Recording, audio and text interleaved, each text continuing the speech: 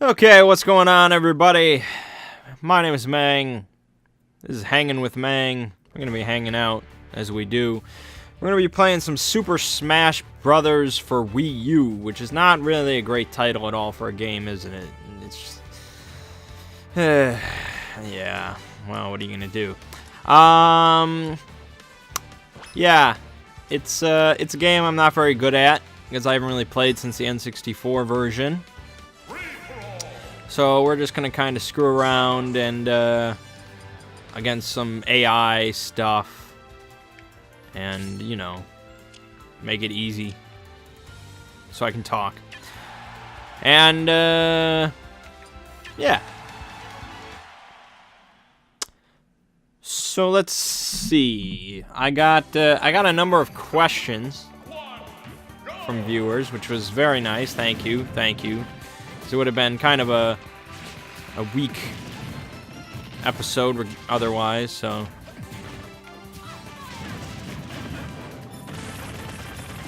Alright. Where do I want to start? Well, we can start by talking about the channel, I guess, for the week, as I like to do. I uploaded the first part of the shield only run for Dark Souls 2 that I streamed on Saturday. I streamed for almost 4 hours. I got a good chunk of the way through the game, but not quite to the end. So that'll pick up next Saturday. We had a few people join us, which was nice. You know, I don't really expect to ever get up to the point where I can partner with Twitch and get subscribers and all that. You gotta be pretty dedicated streamer to do that. But it was fun, and I'll probably keep doing that. I uploaded the first episode of Board Manging, which is the title I went with for the series, because it just seemed to fit alongside Roll Manging is all good. And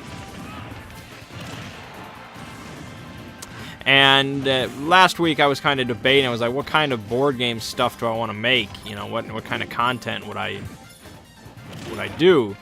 And I was debating between, you know, like a how to play video, or just a gameplay video, or a review video. And then I was like, why don't I just combine it all into one?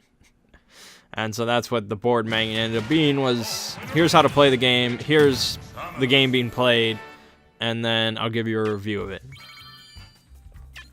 And, you know, the first one of Splendor, I had camera issues, because I'm not really good at that, as you guys know. Most of my videos are just me sitting in front of the camera and talking, so I don't have much experience with framing and so on and so forth. But there's room for improvement there. There's room for improvement all over the place. But I think it could be a solid series. So that'll continue. But I need to play board games and record it in order to make the series. So I don't know how. It's going to be kind of a sporadic. It's not going to be like a once-a-week thing, I don't think. Assassin's Creed Unity will probably continue, even though I have strong misgivings about the game. And there are other games that I'd rather be playing, probably. Like, you know, Dragon Age. But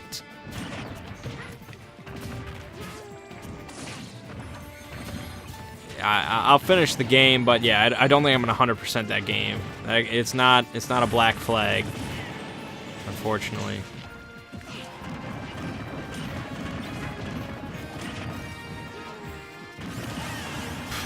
Let's see.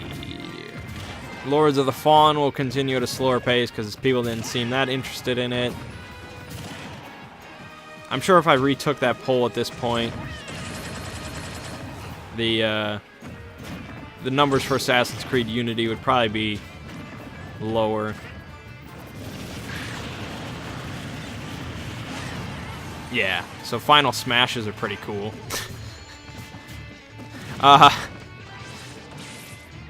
I have to do the Mangg Souls stuff. I want to do another video of that. It's just I have to go in and be like, okay, well, let's deal with Ornstein and Small. That'll be fun. But that'll continue, I'm sure.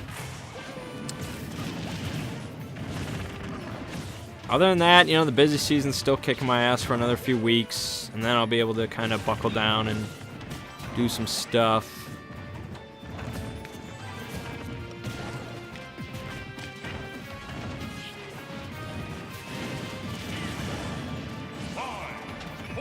Record some more Zelda eventually.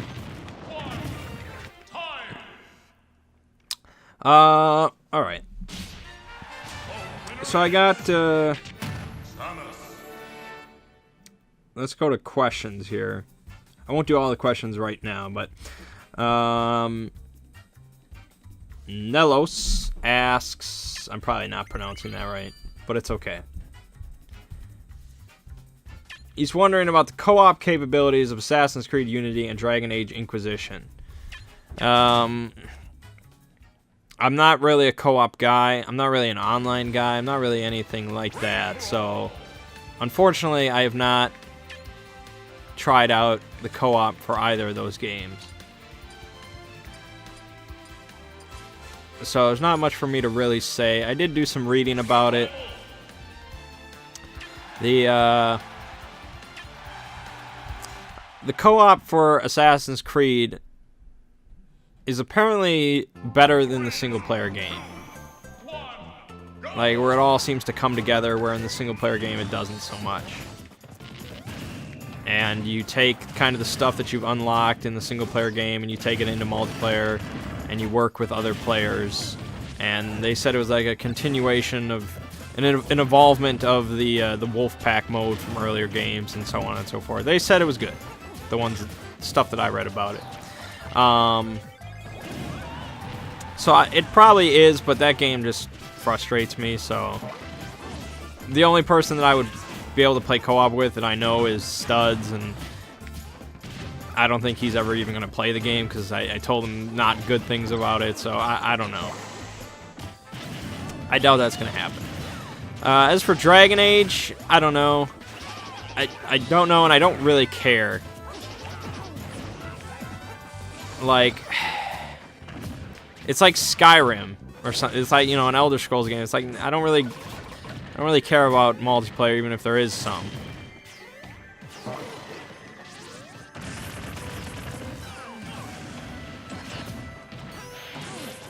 Damn it! Oh, that sucks. So I don't know. I mean, I heard positive things about it, but it's like a whole separate mode of the game, and I don't know. Maybe it's good, maybe it's not. I will probably never try it. There's enough single-player content there to keep me busy, I think. No, it doesn't really answer your question at all, but I'm not the best person to ask, unfortunately.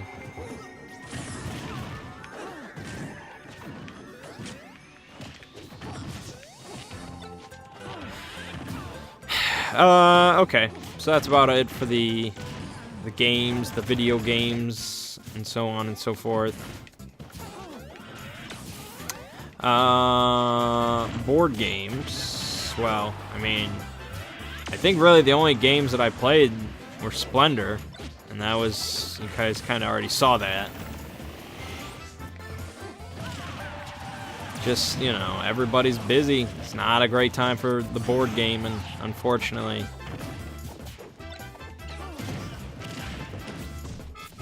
Not really even buying that many board games. Well, with Christmas coming up and budgetary concerns. I actually died. I got my ass handed to me by Luigi. What a bastard.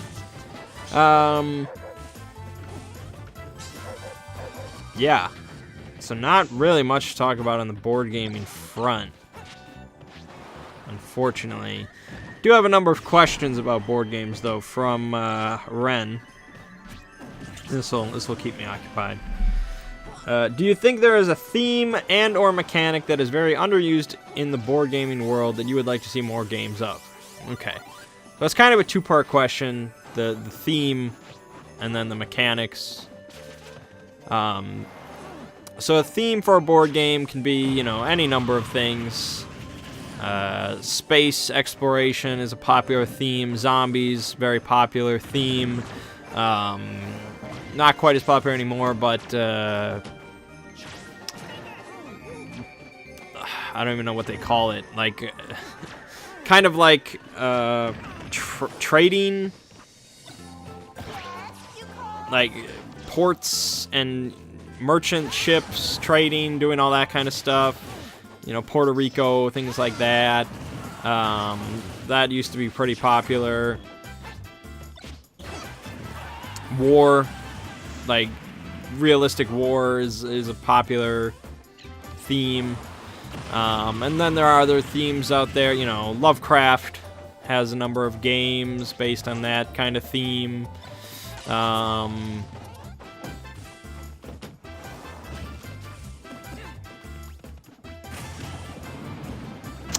Yeah, I mean, some games are very heavy on theme, like Arkham Horror or Sentinels in the Multiverse, stuff like that. Some games are very light on theme, mostly, you know, Euros. Castles of Burgundy doesn't really, you know, it's just kind of okay, sure.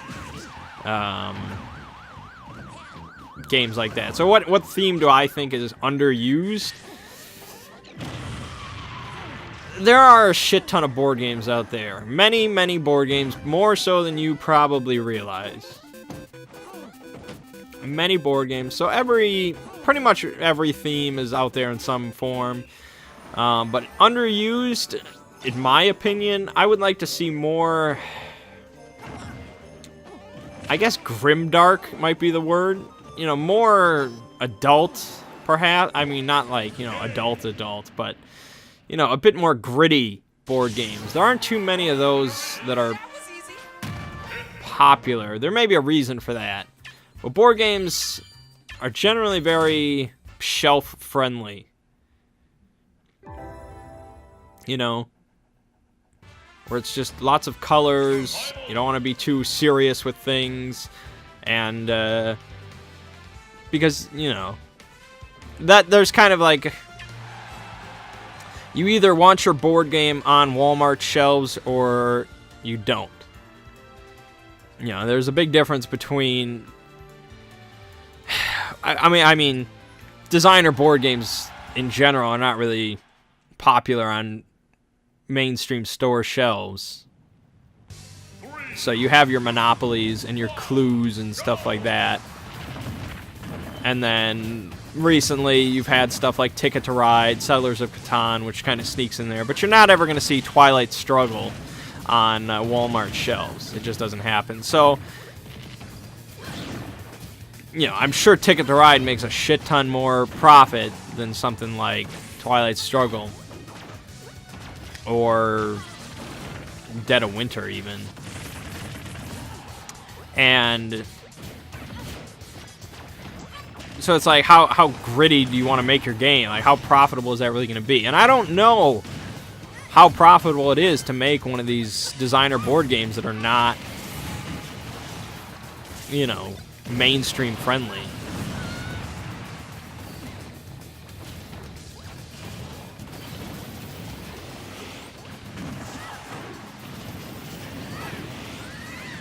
You know, like, what's a good example? Something that's not Kickstartered.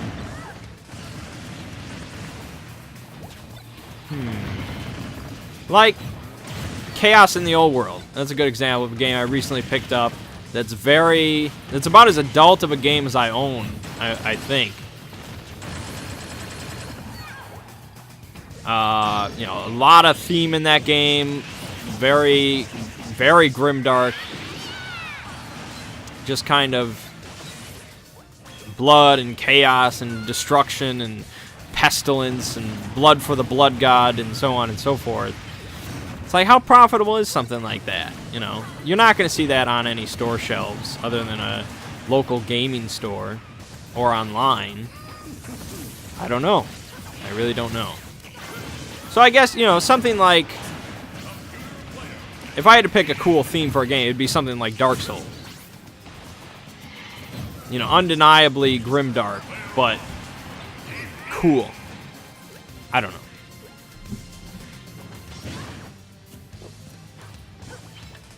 It might be a profitability question. It might just be nobody's really interested in something like that.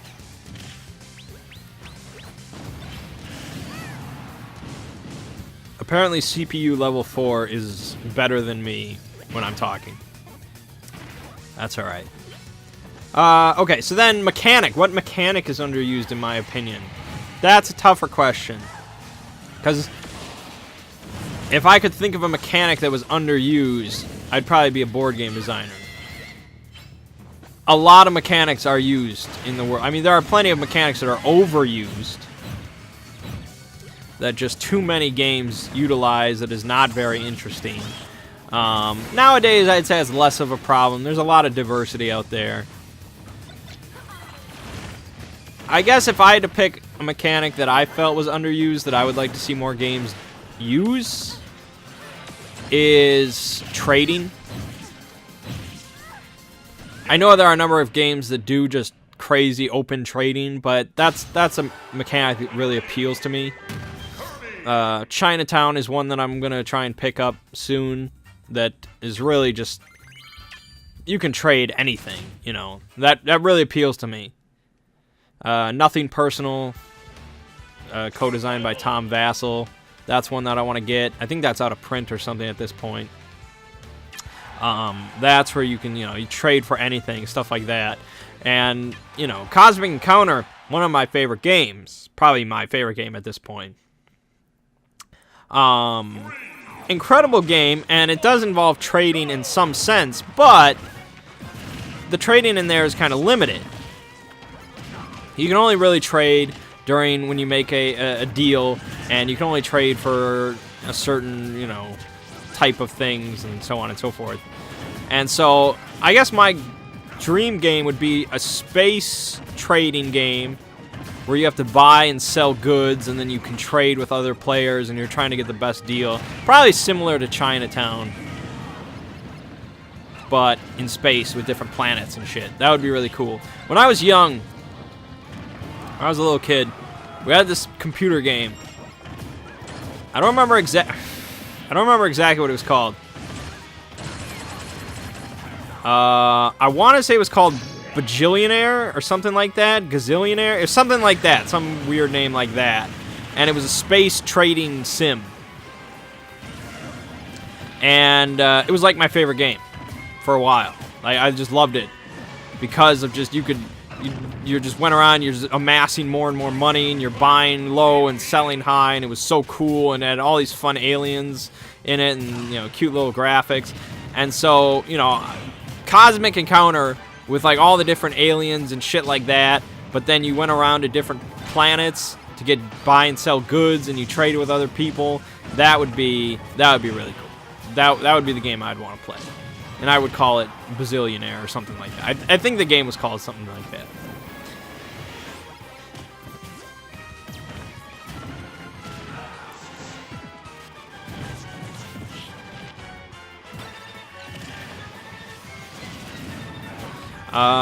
Yeah. So other than that, I don't know many other mechanics that I think are underused.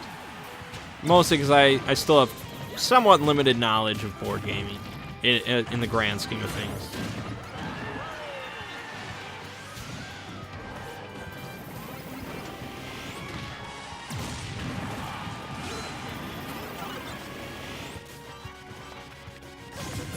Okay. Are there any out-of-print games you'd really want to get your hands on? Well, Nothing Personal, like I just mentioned. Co-designed by Tom Vassell. That's definitely one I would like to have. I don't know why that's out of print, but it is, as far as I know. But on Board Game Geek, you can make a wish list. This is games, that you would like to own. And you can just go to any board game page on the site and just click on it and be, oh, I would like to have this. And you can categorize your wish list in different ways. So you can have, you can put that I'm thinking about it, I would like to have it, I would love to have it, or I must have it. You know, there's different degrees for your wish list. There is only, my wish list is pretty large, you know, and it ranges from all over the place. But there is only one game on my wish list that is listed as must-have. That game is Sherlock Holmes Consulting Detective.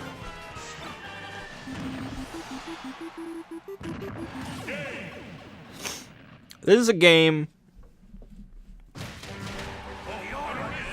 It's hard to even call it a game, really. It's like a deductive workbook, really. Oh, hold on.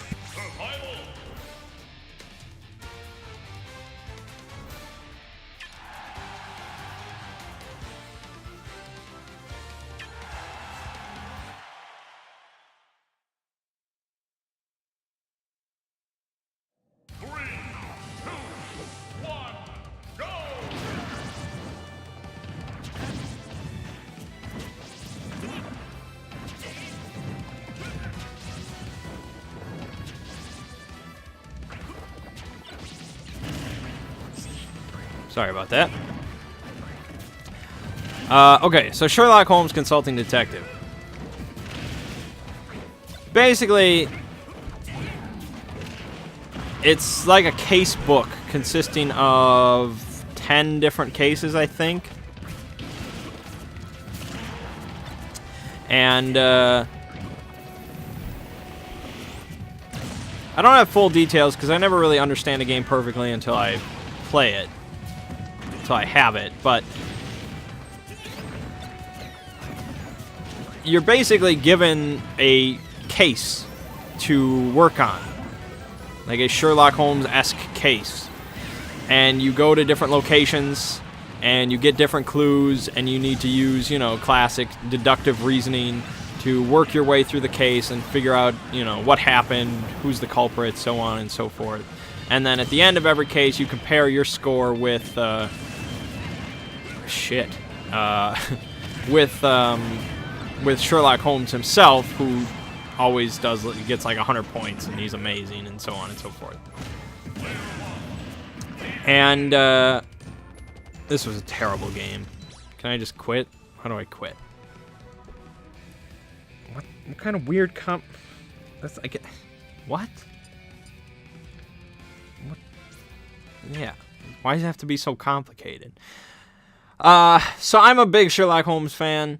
You know, I've read some stuff and seen some stuff. I'm a Sherlock Holmes fan, but I'm also a fan of detective stuff. Because really, I should have, in another life, I probably was a detective, I would say. I have the aptitude for it. I just didn't have the willpower for it. But I really like that. I really like game, you know, L.A. Noire, I loved. Fantastic game, because I was like, oh man, I get to be a detective. So this game, again, game, quotation marks, whatever. When I heard about that, I was like, I gotta have it. Gotta have it. But it's out of print right now. And so pretty much at least once every few days, I've been looking around online, see if I can find it. And so far, not much luck unless you want to spend a lot of money. But apparently there is a reprint coming very recently, like yesterday or somebody said they saw it on Target, but it was very quickly sold out. So they probably only had a couple copies. Look at how massive this stage is, might I add. Like, look at how far away I am. This is like an 8-player stage. I can just sit here. So apparently the reprint's coming, because I don't really want to spend $100 on this thing when it retails for like $30. So soon I will have it. I guarantee I will record myself playing this game. It's really only 10 cases, and you're not going to repeat any of the cases because that ruins the point of it. But I will record myself doing at least the very first case. If it really interests people and they don't like the spoilers, they don't have to watch it. It's fine. But for people that aren't, really gonna buy anything like this and play through it, and they just want to see me go through it and have fun, I will record it. It should be a blast.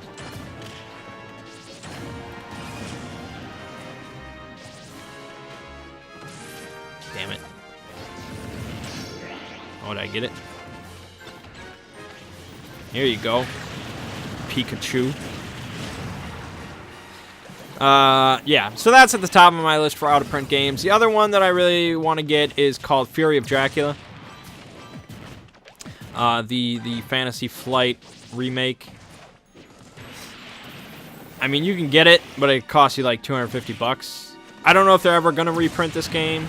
Maybe now that Fantasy Flight has been purchased by Asmodee, maybe they'll look at some of their older stuff. We'll see. But this is kind of like a more involved version of Letters from Whitechapel. A bunch of people play as vampire hunters, and one person plays as Dracula. And so they kind of follow him around Europe trying to catch him. And then, if they encounter him during the night, it's kind of like, oh shit, what are we doing? But then if they encounter him during the day, they might have a chance, and so they want to bring down Dracula. And so, apparently it's really damn good. I don't know why it's not in print. That's really bullshit. But as soon as that comes back in print, when, whatever, I will pick it up. There are some other games on there. Not many I can think of off the top of my head. Those are the big ones. Ra, I guess, would be on there. Kind of the premier bidding, auctioning game from Reiner Knizia, I think. So that's on there. I'm sure that'll be reprinted at some point.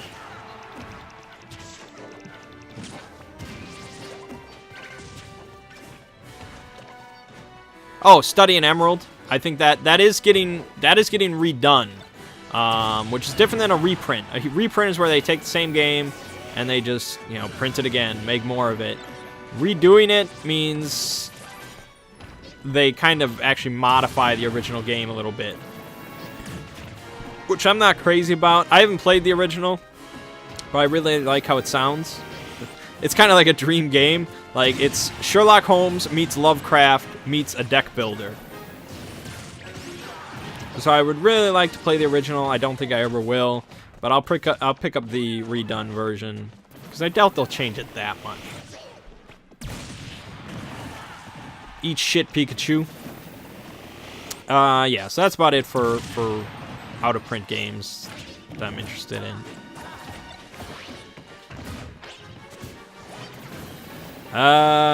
Will you start doing top 10 board game lists at any point? Or top 10s of any kind, actually? Well, I did do top 10 horror movies, I think. And I didn't really care for that video. Or was it 2 videos? I don't remember what it was. I didn't care for it because I wasn't allowed to use any footage. Which is just kind of like, how is this better than text, It just, ugh. Yeah, that wasn't great. A top 10 list for board games, yes. At some point. I know top 10 lists are very popular nowadays. They'll definitely get some views because people just like, oh, I'm new to board games. How do I know what to get? Oh, I'll just look at a top 10 list of best games ever, and then I'll know. And yeah, I mean, that's what I did when I started, and it helps because you get to see what people think are the best, and those games are generally pretty good. I guess the problem for me is I've played maybe like 30 games.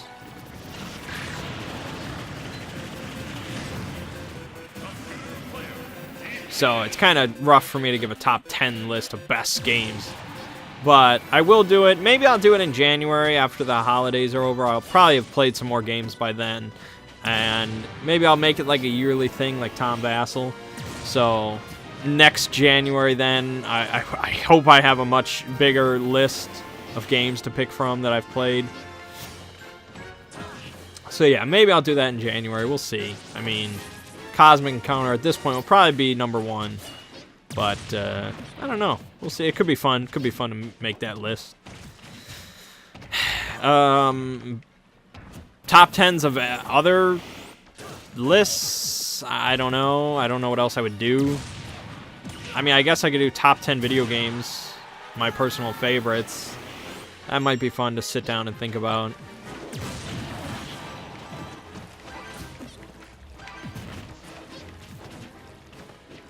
We'll see. We'll see. I don't know how much interest there is in top 10 lists on this channel. I don't know. I never can tell. And then finally, what happened to Admit 1? That's his last question. Admit 1. Here's the thing. I have a saying that I say to myself. And basically, it's nobody as reliable as yourself. So, like, when it's just me, and you guys know, when it's just me making content, I can make content. You know, if I want to do a movie review, I sit down and I make a damn movie review. And I've done it. When I have to rely on other people to be involved in the process, that's when things fall apart. And so that's kind of what happened to Admit 1, is Ziggy, you know, is in graduate school, and, you know, my brother was involved as well, and he would insist that, you know, we use the high-quality production sets, and, you know, we get everything, we have to set up the whole area with all the lights, and blah, blah, blah. It was a whole big production, and I'm not really about that. I'm kind of just like, I'll sit down and I'll talk about the movie. And yeah, I mean, there are people, I have fans that prefer that style, or maybe they don't prefer that style, they just watch it anyways. I don't know. But I think mainstream, they expect production quality. And Admit 1 had that, but the problem was that's an ordeal. You have to do that every time. And so really, that whole situation got set up for the sister show, the Wisconsin Sports Lounge, and that show fell apart because, okay, that show started because my buddy Scott and Mert like to just sit around at work and discuss sports. And so my brother was like, hey, why don't we just get you in front of a camera and just record this, put it on YouTube? And originally they were all excited about it. And then my brother started talking about, you know, the set and getting lights and a second camera and getting posters and all this stuff set up, and, you know, we'll get a girl to come in front of the camera and wear, you know, a skimpy outfit, and we'll make this big deal. And I was already telling, I was like, this is not going to work out. This is not what they signed up for.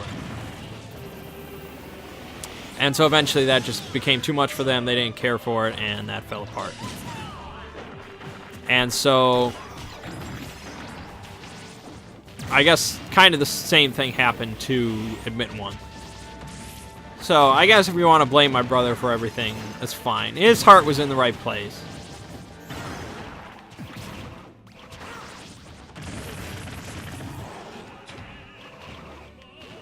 But, yeah.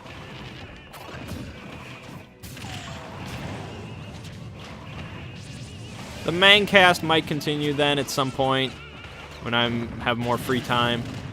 So I can just do video game news, movie reviews, stuff like that. But movie reviews are never really my forte because I tend to like too many movies. Like Interstellar. I went to see Interstellar. One of the best movies of the year. Go see it. My favorite space movie of all time now.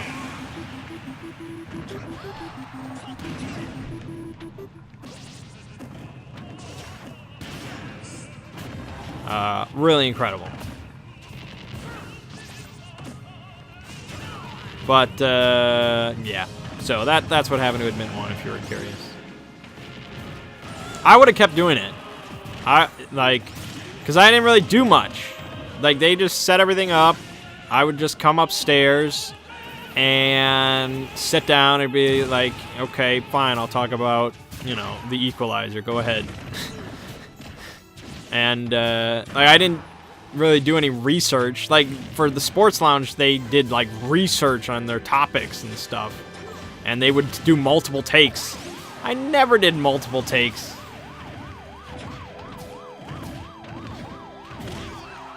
What kind of nonsense is that? But yeah. So, a bummer, but what are you going to do? That happens.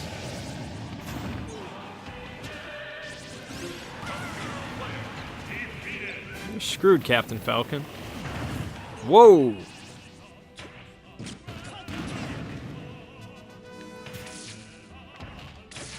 Whoop.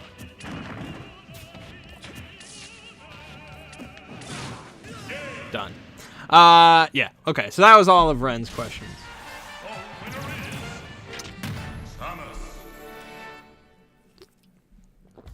Okay. How long have we been recording?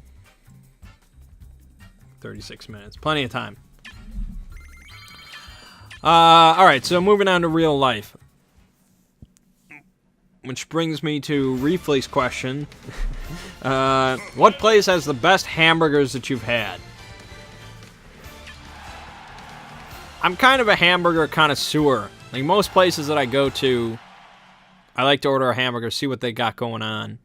And that's actually why I boycott Olive Garden. It's because I tried to order a hamburger there and they refused. I was like, this is America. You need to get your act together.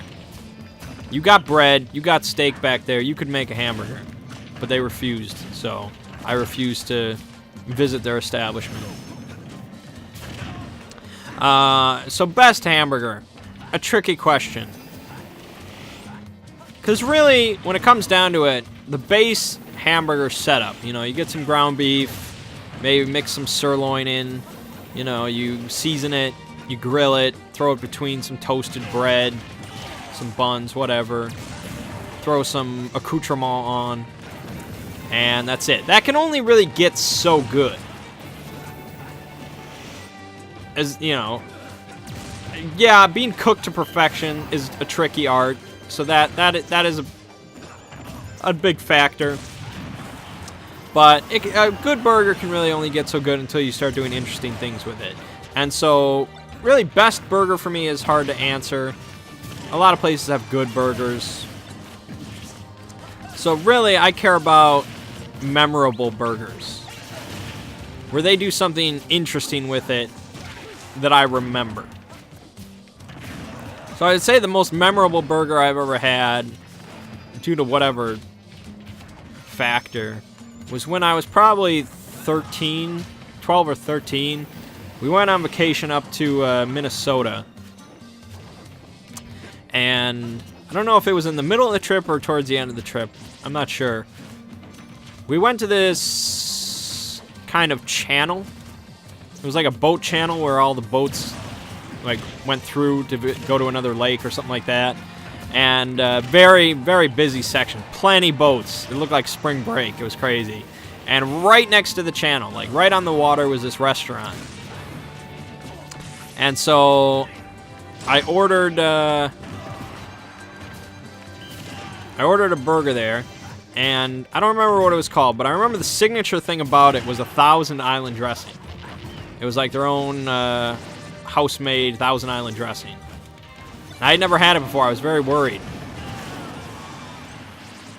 Because I was like, what is Thousand Island dressing? I don't know about dressing on a burger. What?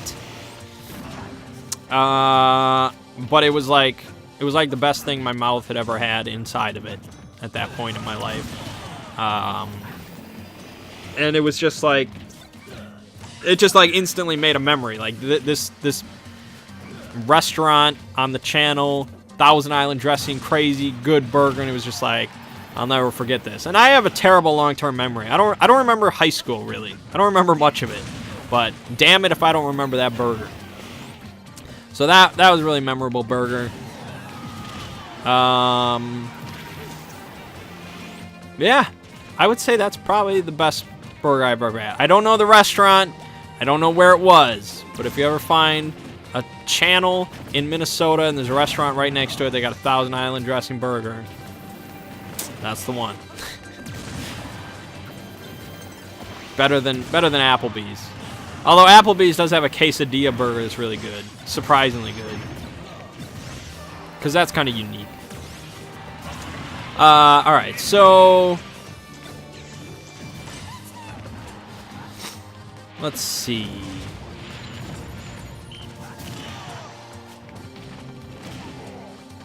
Thursday, we went to Applebee's. And Thursday's like our day, you know? That was just classic Thursday night Applebee's. Used to be a big deal. No longer a big deal because it was just me and one of my friends sitting there. Date night. Because my main buddy, who got a girlfriend now, and is just too damn busy to hang out with us, just ditched. And so I was giving him all sorts of shit for it. I was bitching him out. And he was hanging out with his girlfriend and 2 other chicks, one of whom I tried to ask out, if you remember. And so he was texting me back. And he's like, he texted me, he's like, oh, Katie, who's the one I asked out, he's like, Katie thinks date night is really cute. And I'm just like, what a bitch. She didn't think date night was cute when I asked her out. It's like, okay, you're sitting there in an apartment with 3 college girls. I'm sitting here at Applebee's with 1 guy. This is great. This is great.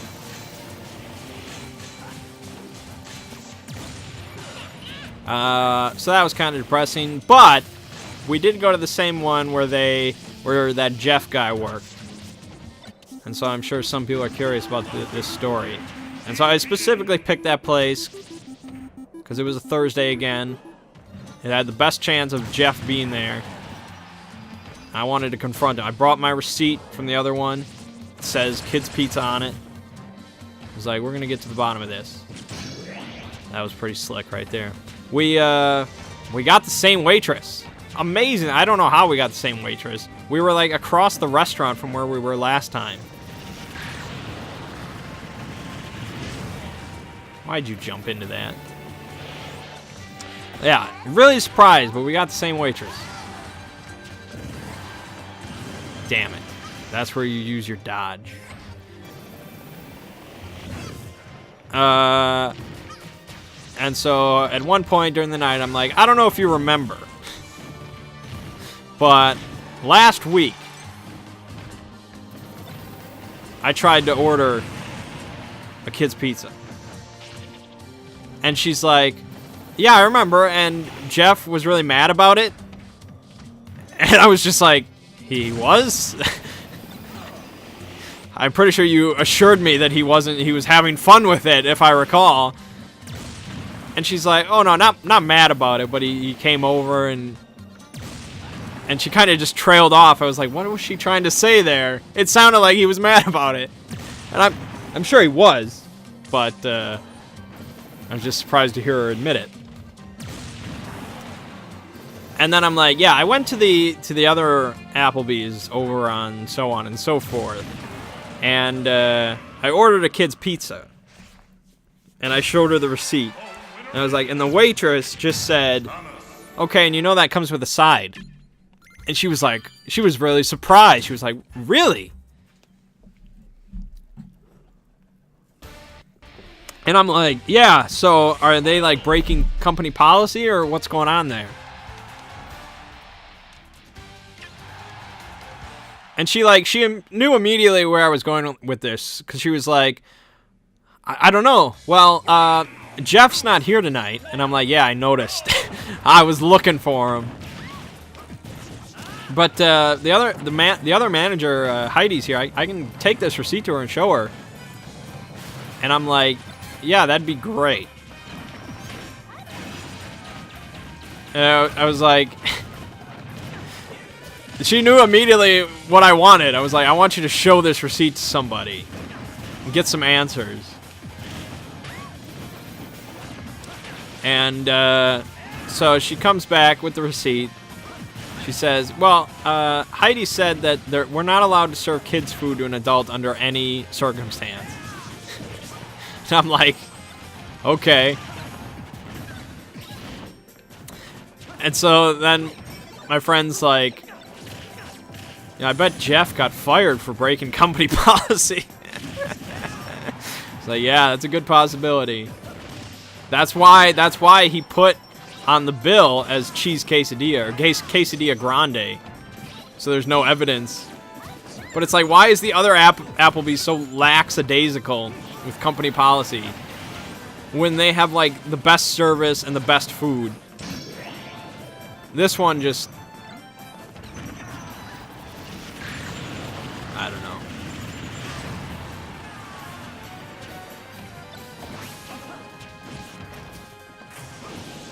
And so then I was like, can I get a kids menu? Is that possible? And when did I get the mother brain? How does this work? So she brought me a kids menu. I can't order off of it here, but I can look at it. And so we looked over this kids menu. There are some damn good deals on there. Some, not a lot, some. The kids pizza on the kids menu is listed as cheesy bread pizza, which is much more accurate to what it really is. It is definitely a cheesy bread pizza. If I had known it was that, I probably wouldn't have ordered it, because the word bread is in there. But they have, the best deal that we saw was an entire chicken breast, like a full-size chicken breast covered in like a Parmesan cheese sauce with a side and drink, and soda is free refills for $5.50. That seemed like a damn good deal. And one of the side options is yogurt with fresh strawberries. And I'm just like, these kids are eating better than we are. So one of these times I'm going to try and order the at the other Applebee's. I'll try and get that chicken breast with the yogurt and strawberries. It sounds awesome.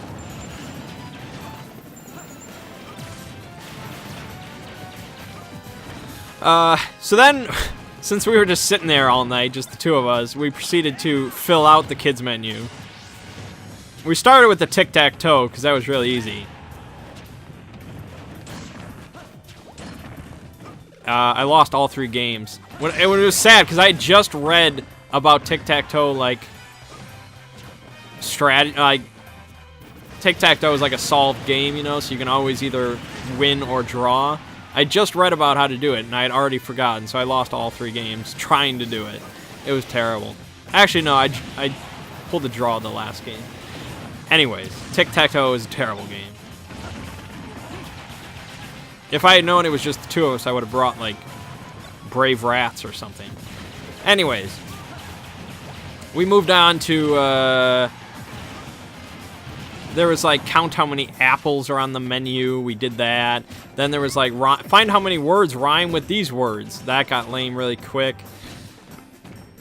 Then there was one where it was, like, it was just a bunch of dots, like, in a row and a column.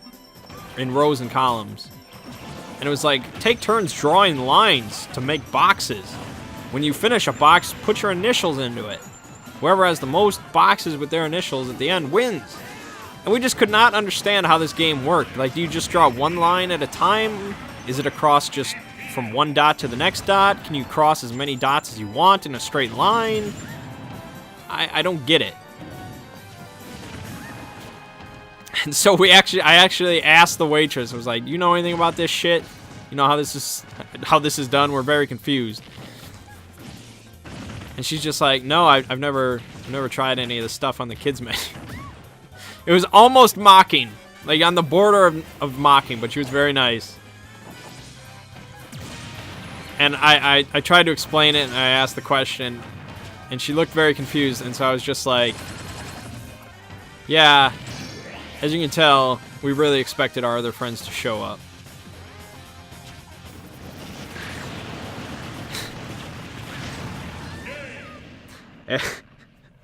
And we all got a hearty laugh out of it, but for us, it was a little bit more of a pathetic laugh.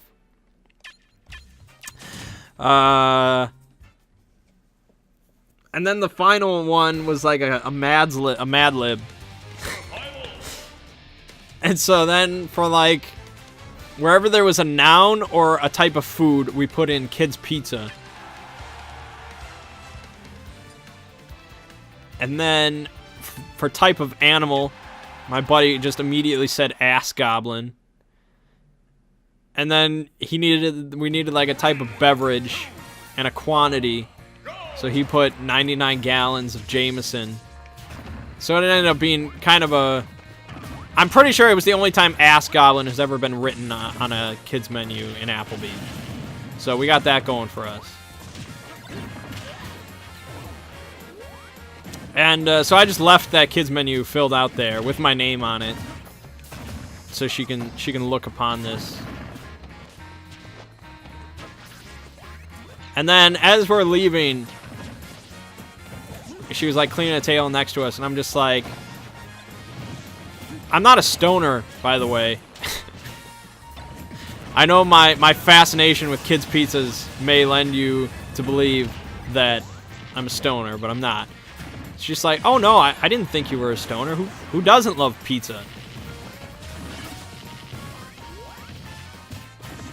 Yeah.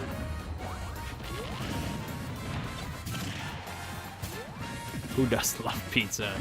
Better pizza than what Applebee's serves, but yeah, pizza.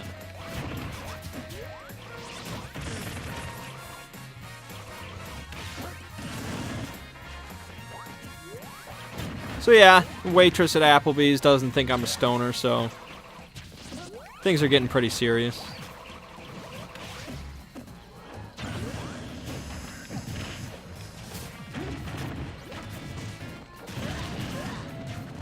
Let's see. Friday, we went out to Applebee's again. We went back to the good one. I didn't order anything off the kids' menu because I was too hungry. I just got the gigantic platter of nachos. But that place is just quality. Quality all around. And as soon as I walked in, there was just a whole bunch of high school age girls. Just everywhere across the whole restaurant. It took me like 4 seconds to realize why. Because that Applebee's is right next to our local movie theater. And it was Friday night. And a movie had just come out that appeals to high school age girls. And it's called The Hunger Games. I will be seeing that movie on Black Friday because I like Jennifer Lawrence. But, yeah. Saturday, it was, we decided, apparently it was flannel night, so we all wore flannel and went out to a country bar. We get to this bar. I had never been to it before. No, actually, none of us had ever been to it before. I get outside, and it seems just very, like, it seems like it's closed. Like, it looks like it's closed. There's cars in the parking lot, but it looks like it's closed. And so I walk up, and the front door, well, the windows are just dark. There's nothing going on. There's no sound or anything, and I'm just like, do I have the right place? What is this? And then I see there's stairs going down to, like, the basement, to, like, a cellar. And I'm like, okay, I hope this is the right place. Otherwise, I'm about to walk into some guy's basement. And sure enough, I open the door, and it's, boom, a country bar.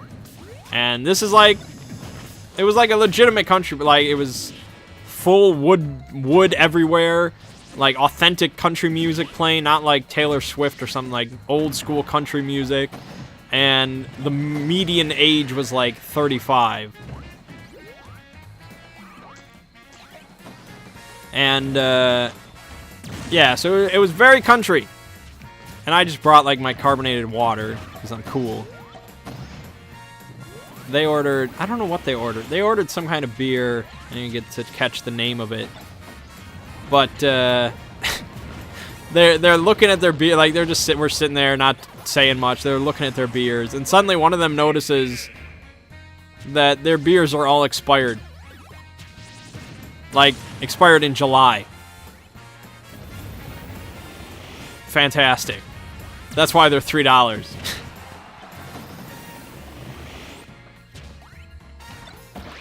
So that was nice. And then a DJ comes out and starts setting up his shit. A DJ in a little basement country bar.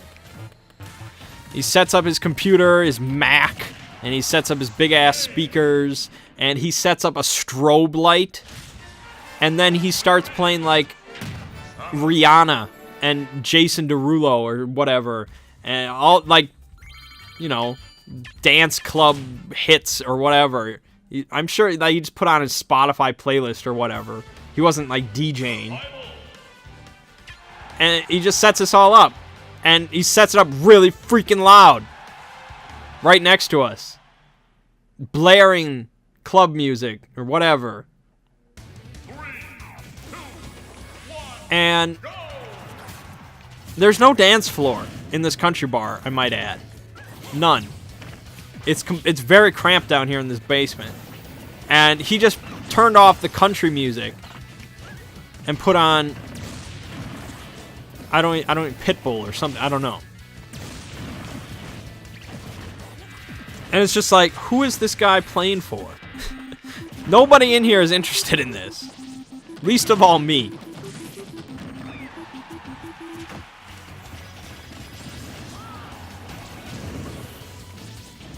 And, yeah, we left shortly after. I was like, whose idea was this? Because it's not like he just wandered in and set this up. Like, he was hired. On, like, their menu or whatever, Saturday is DJ night. This was, like, their idea. But it's just like, why do your customers want this?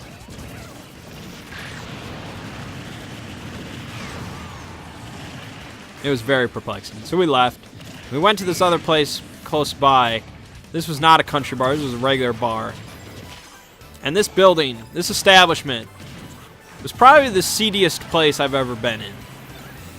Like, I felt dirty walking in. And it smelt dirty like, it was just like, why is this a place? And there was like 6 people in here on a Saturday night. And it was a big bar. They had 2 pool tables.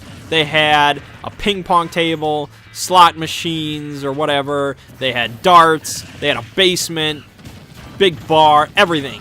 And there was like 5 people Saturday night. And it wasn't like it was freezing out or there was a snowstorm. It was actually kind of a nice night, surprisingly. And nothing. It was just pathetic. There was like us and then a couple lesbians. And that was it. And we sat in the corner in like a leather booth. Like from the 70s. And I just like, ugh. If I had a black light. It was just disgusting. And they were drinking. I was like, I wouldn't even order a Diet Coke in here. I wouldn't drink any liquid in this building. Because I don't want something falling from the ceiling onto my drink.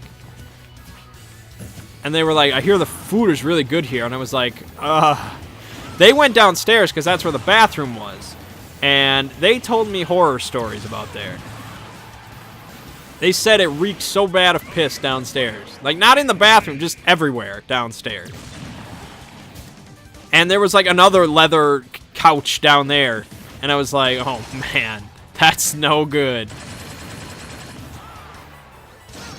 Damn it, I always do that. The one screw attack is not enough to break it.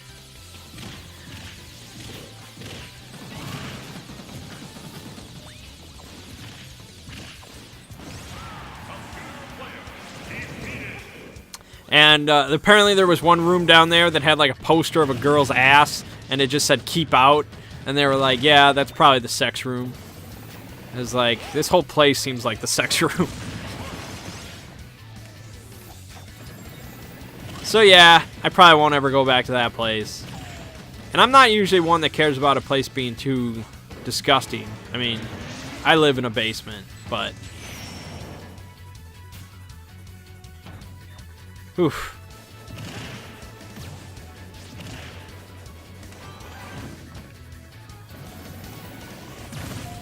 That was rough. Then they all wanted to go back to one of our friends' places and drink PBR and eat nachos, and I was like, nah, my diet's already pretty fucked up as it is. So nothing really interesting from that night, I guess.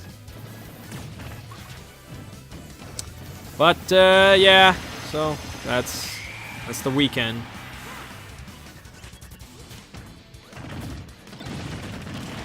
Luckily, we got Thanksgiving next week.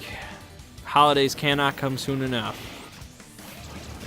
Just want to sit down, play some Fallout 2 for a while, eat a bunch of stuffing. It'll be great.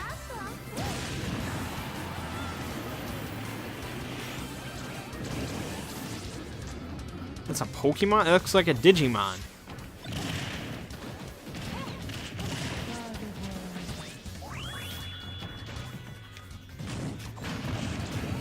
Damn, this Mega Man boss.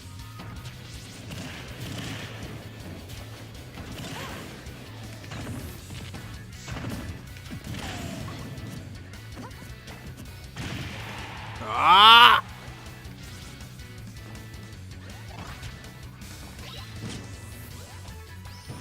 Man, you're at 0? Yeah, I'm gonna lose this. As for this game, I like it.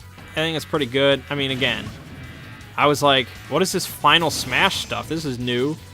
And Ziggy's like, no, I'm pretty sure that was in the last game. I'm like, oh, well. I haven't played in a long time. There's all these new characters. I still just only play as Samus because that's what I remember. And her moveset is pretty similar to what it used to be. So that's comforting.